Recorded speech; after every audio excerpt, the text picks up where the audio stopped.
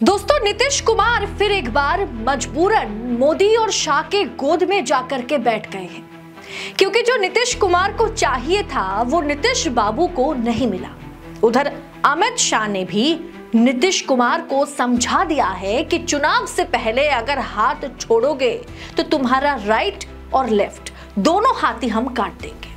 आखिर क्या वजह है कि नीतीश कुमार जाते जाते भी यू टर्न ले लिया है, बताएंगे आगे आपको वीडियो में, तो वीडियो के आखिर तक बने रहिएगा। लेकिन पहले आपसे अपील कर रही हूं कि चैनल में नए हैं तो चैनल को सबसे पहले आप सब्सक्राइब कीजिए और नोटिफिकेशन के लिए बेल आइकन को प्रेस करना ना भूलें। दरअसल दोस्तों, अमित शाह की चेतावनी ने नीतीश कुमार को हिला दिया है। ऐसा लग रहा था कि नीतीश कुमार जो है वो अब कहीं ना कहीं पलटी मारने वाले हैं, नीतीश कुमार इंडिया में शामिल होने वाले हैं। यह खबर हमने खुद आपको दिखाई थी। लेकिन ऐसा क्या हुआ कि नीतीश कुमार जो है उन्होंने यू टर्न ले लिया, फिर जाकर के अमित शाह के गोद में बैठ गए और बढ़िया मुस्कुराते हुए मीडिया को बाइट देते हुए नजर आ रहे हैं। क्या इंडिया में बात बनी नहीं, या अमित शाह ने ऐसा डर दिखाया, ऐसे डराया नीतीश कुमार को कि पलटू चाचा जो है फिर से पलटी मार गए।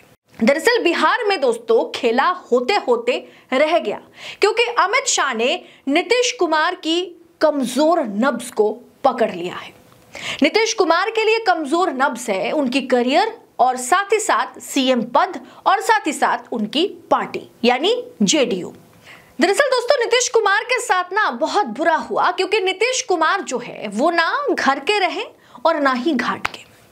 क्योंकि नीतीश कुमार के स्वागत में लालू यादव ने जिस तरह की महफिल सजाई थी, उसमें उनके बेटे नीतीश कुमार के जो भतीजे हैं, लालू यादव के जो बेटे हैं, तेजस्वी ने उनका स्वागत नहीं किया। नीतीश कुमार के लिए लालू यादव महफिल सजा करके बैठे थे, लेकिन उस महफिल में उनके बेटे नजर नहीं आ रहे थे। क्या इसीलिए बीजेपी के आगे नीतीश कुमार ने घुटने टेके? दरअसल नीतीश कुमार को सीएम पद देने के लिए तेजस्वी यादव राजी नहीं थे। उन्होंने अपने पिताजी से यह कहा था कि नीतीश कुमार जो लगातार पाला बदलते हैं, इसके जरिए कहीं ना कहीं सरकार चल नहीं सकती और पार्टी को भी बड़ा नुकसान होता है। लेकिन सबसे बड़ा खेल जो है वो अमित शाह खेल गए। अमित शाह नीतीश कुमार के साथ किस तरह का खेला खेला?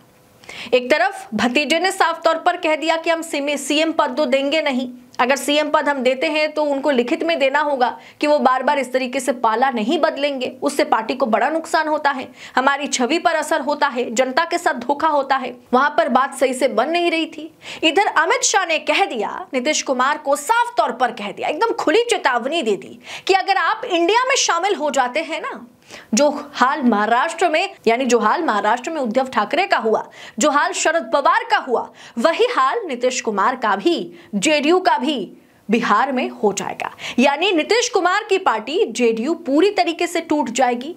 बीजेपी पूरी जिम्मेदारी के साथ ये बात कहीं ना कहीं नीतीश कुमार के साथ बंद कमरे में करती हुई नजर आई है कि पार्टी पूरी तरीके से जेडीयू जो है वो टूट जाएगी, उसे हम तोड़ देंगे, आपके तमाम विधायक, तमाम सांसद बिखर जाएंगे। अब आपको इंडिया जाना है, ऑस्ट्रेलिया जाना है, अब आप देख लीजिए।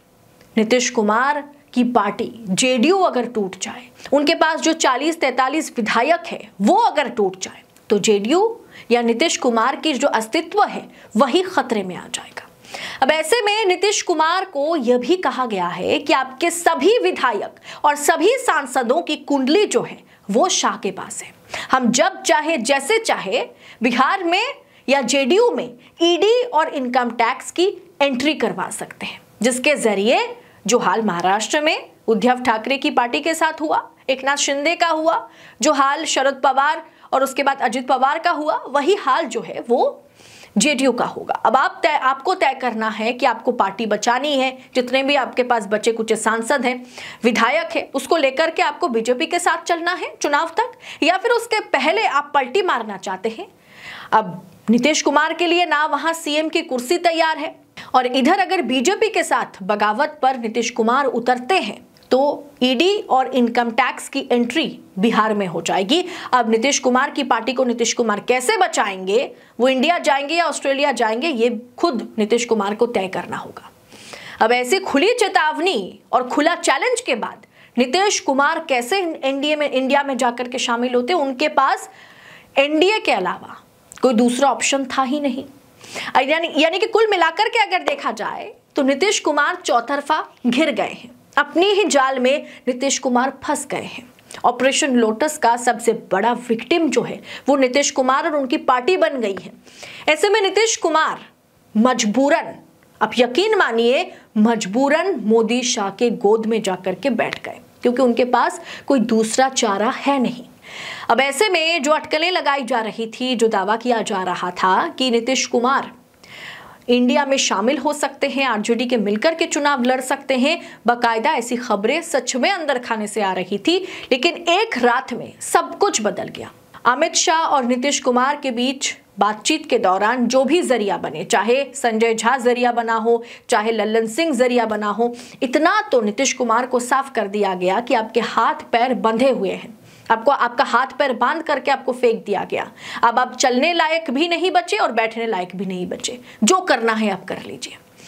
तो नीतीश कुमार के पास बीजेपी के अलावा, एनडीए के अलावा कोई दूसरा चारा है नहीं। और ये बात भी सच है कि चुनाव में अगर एनडीए के साथ मिलकर के नीतीश कुमार चुनाव लड़ते हैं, बीजेपी के साथ मिलकर के चुनाव लड़ते हैं, तो चुनाव के बाद बीजेपी ना उन्हें सीएम बनाएगी और पूरी तरीके से राजनीतिक करियर जो है नीतीश कुमार का खत्म हो जाएगा। पार्टी पूरी तरीके से बिखर जाएगी। ये आप लिख के रख लीजिए।